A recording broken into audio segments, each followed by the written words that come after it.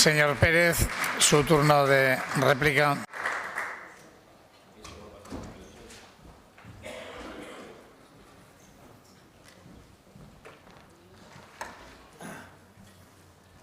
Gracias, señor Sada. Señor Lamán, han tardado 3 meses, pero me dicen que hoy, precisamente hoy, la Dirección General de Patrimonio de la Diputación General de Aragón ha aprobado ya la ficha catalográfica de Torredramona, pero no vamos a seguir aquí con los temas urbanísticos de la ciudad porque ya hablamos de todo Aragón. De la ciudad, de Zaragoza, se puede hablar la semana que viene, el debate del estado de la ciudad. ¿Tiene usted previsto asistir a ese debate? Pregunto, simplemente porque creo que sería una buena ocasión precisamente para poder compartir esas, inquietudes. Mire, mal favor hacemos si la lectura que pueden surgir de este tipo de debates es que esto es un pulso entre Lambán y Azcón, que esto es un pulso entre Aragón y Zaragoza. El día que realmente Zaragoza se enfrente a Aragón o Aragón se enfrente a Zaragoza, podemos ya darlo todo por perdido porque sería tremendo. Y esto es tan fácil como, en lugar de poner como horizonte una fecha como es la del mes de mayo de 2023, pongamos como horizonte en toda su amplitud el siglo XXI y mejor nos estará yendo a todos. Mire, cuando antes he aludido a las 273 medidas con las que aunamos esfuerzo y voluntad para hacer frente a la pandemia, yo en realidad estaba recordando lo bien que nos ha sentado estos últimos años proyectar imagen de estabilidad política, que es la antesala. Sin estabilidad política no puede haber ni estabilidad social ni estabilidad económica a la hora de tirar del carro. Usted sabe, lo decía ahora y es así, está en nuestra naturaleza, igual nos equivocamos y no debe ser ese el camino, pero no sabemos, no entendemos la política de otra manera. A nosotros nos gusta fomentar la estabilidad, negociar, llegar a acuerdos, como hicimos, por ejemplo, para aprobar los presupuestos del año 2021 en un momento difícil. Lo hicimos desde la oposición porque creíamos que era un sentido de responsabilidad en momentos de incertidumbre. Esa estabilidad entonces implicaba cautela y prudencia, y hasta el gobierno más progresista tuvo que adoptar una actitud conservadora en su toma de decisiones por ese enrevesado escenario. Es verdad que tampoco ahora, en plena curva inflacionista, con una guerra declarada a las puertas de Europa por un tirano como Vladimir Putin, estamos para correr excesivos riesgos, pero creo que sin renunciar en ningún momento a la estabilidad, hombre, pues tampoco debemos caer en la tentación del inmovilismo con tal de no perjudicar la buena relación con sus socios de gobierno y tener la fiesta en paz hasta el final de la legislatura, confiando ya en reeditar el pacto de gobierno, que es lo único que ayer quedó claro de su intervención ante estas Cortes. Pero mire, Aragón no puede pararse. No puede pararse, y menos ahora, que es cuando hay que coger verdadera velocidad de crucero. Ya conocemos las cifras de un nuevo presupuesto expansivo de casi 7.000 millones de euros, gracias a la inclusión de esos fondos europeos, que en parte están por llegar, siempre y cuando el Gobierno de España, el señor Sánchez, no enrede y nos tengan que sacar tarjeta amarilla o tarjeta roja desde Bruselas.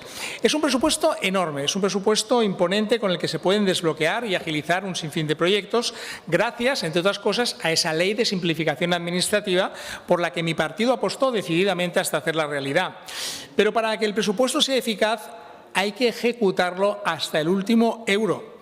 Y me temo, señor Lambán, que en ese aspecto su Gobierno no ha hecho los deberes, porque esto no va en realidad de si se gobierna bien o se gobierna mal, porque habrá visiones subjetivas. Esto va si se gobierna poco o se gobierna lo suficiente, y ahí es donde tenemos la cifra. ¿Puede usted decir que ha ejecutado el 80% de los compromisos de su pacto de gobierno con el cuatripartito? Y será un dato subjetivo que discutiremos y veremos si estamos de acuerdo o no estamos de acuerdo.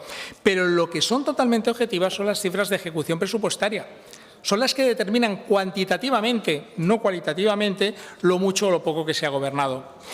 Aún no se ha cerrado el ejercicio, pero a 31 de agosto el grado de ejecución del gasto corriente apenas supera el 48%.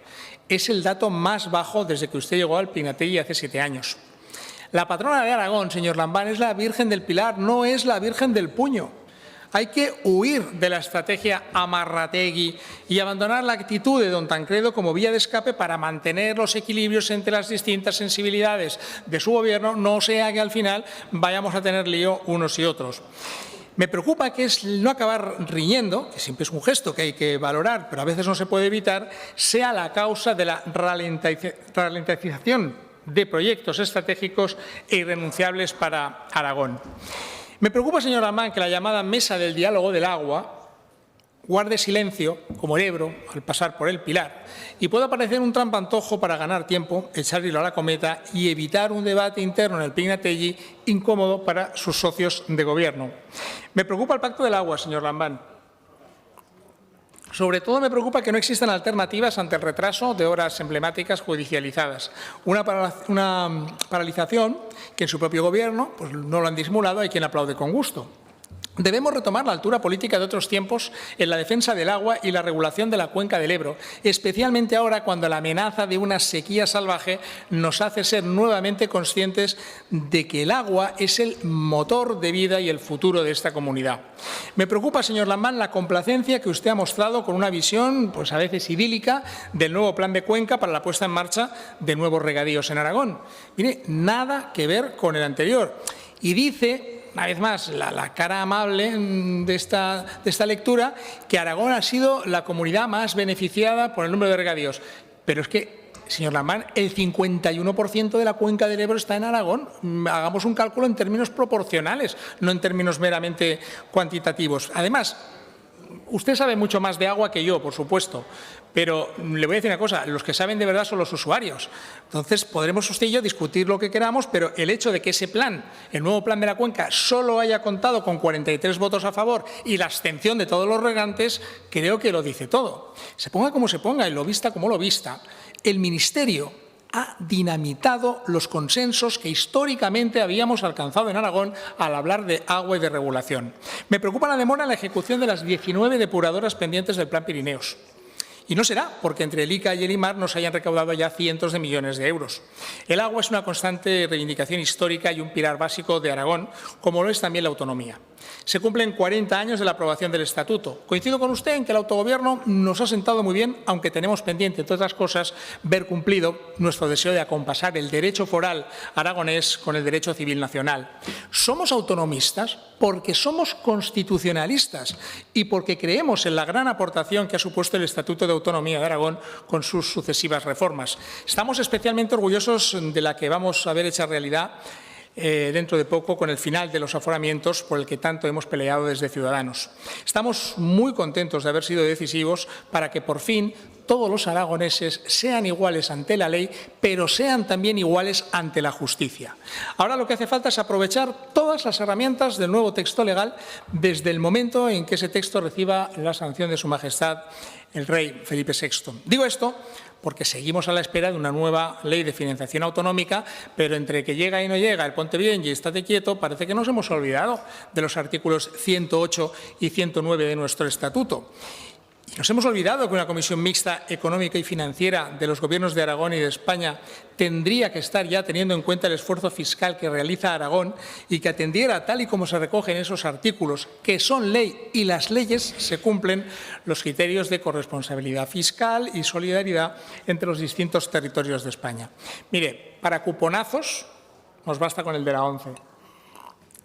Yo no sé, pero a usted ¿se le ocurre mejor manera de conmemorar los 40 años del Estatuto de Autonomía que cumplir con el Estatuto y reunir esa comisión, ejecutar por fin el artículo 108 y 109 para hacer justicia financiera en Aragón?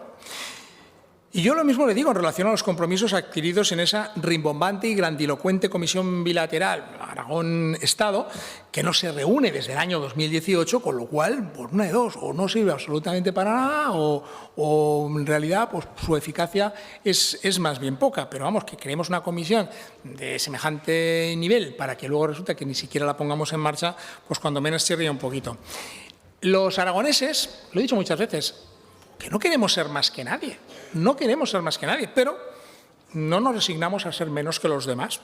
Para los liberales, la defensa a ultranza de la libertad es nuestra razón de ser, como lo es también reivindicar la igualdad de derechos y oportunidades al margen del lugar de España donde uno haya nacido.